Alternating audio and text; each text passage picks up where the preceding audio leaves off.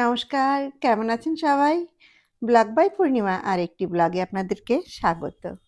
সকাল বাজে এখন 7:30। এখন হালকা, হালকা ঠান্ডা পড়তে শুরু করেছে। এখন একটু পিঠা খাওয়ার সময়ও এসে গেছে, তো মনে করলাম আজ একটু পিঠা বানাবো। বাজার থেকে নিয়ে এসেছি, দুধ নিয়ে এসেছি। দুধটা জাল দেবো আর একটা চুষি পিঠা করব। যে চালের গুঁড়ি দিয়ে যে চুষি পিঠাটা আমরা করি ওটাই করব।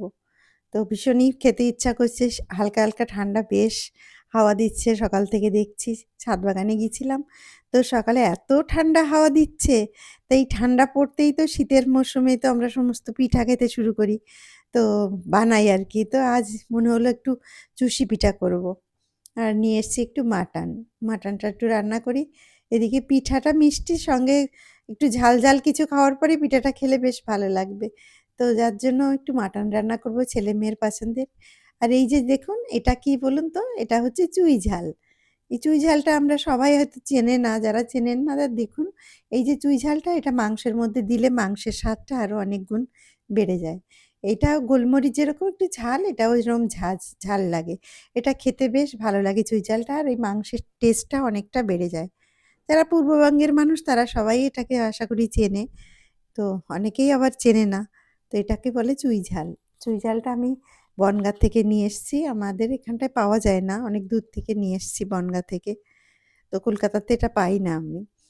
তো ওই আজ মাটন রান্না করব, আর রান্না করেছি, মাছও করেছি ছোট, ছোট মাছ। ছোট মাছ তো ছেলেমেয়েরা খেতে পারে না। ওরা পছন্দ করে না ছোট মাছ। আমি আর আমার মা খাবো ছোট মাছ, আর মাটনটা ছেলেমেয়েদের জন্য করে রেখেছি। আজকে একটু চুষি পিঠা করব। তো চুষি পিঠা করতে তো বেশ সময় লাগে। তো যার জন্য আ মা আর আমি ২ জনেই বসে পড়ব। তো চালের গুঁড়িটা আর অল্প কিছু চালের গুঁড়ি বাজার থেকে কিনে নিয়ে এসেছি। এটা বাড়িতে আর বানাইনি।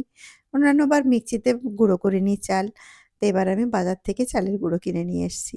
চালটাকে একটু অল্প গরম জলের মধ্যে লবণ দিয়ে, সে জলটা ভালো করে ফুটে এলে ওখানে চালের গুঁড়িটা দিয়ে দেবো। দিয়ে দেখুন আমি এই যে চালের গুঁড়িটাকে এরকম করে নিয়েছি। এখন এর অল্প, অল্প করে নিয়ে এখন লেচি কাটবো। লেচি কেটে নেবো, আর একটা ভিজা কাপড় দিয়ে এটাকে আমি জড়িয়ে রেখেছি, তা নাহলে একটু শক্ত হয়ে যাবে। এখন ছোট, ছোট করে এখন এই যে লম্বা, লম্বা করে এটা করে নিচ্ছি। আর এর থেকে ছোট, ছোট করে এখন চুষি কাটবো। এটা অনেকে ছড়া পিঠা বলে, আমরা চুষি পিঠা বলি। জানি না আপনারা কে কোন নামে এটাকে বলেন।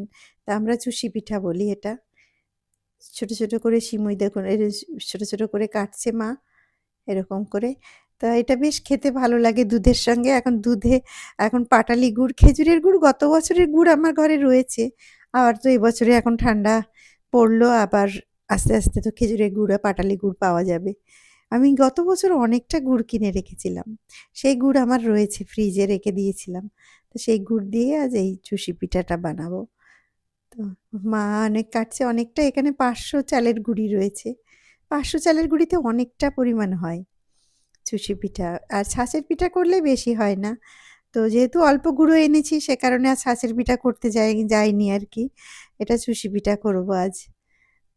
তো মা আর আমি, মায়ের হাতে ব্যথা অত জলদি পারে না। হালকা, হালকা আস্তে, আস্তে যতটুকু পারে আমাকে হেল্প করছে, করে দিচ্ছে, আর আমিও সঙ্গে মাকে করছি। তো আমি শিলের উপরে নিয়ে দেখুন কাটছি।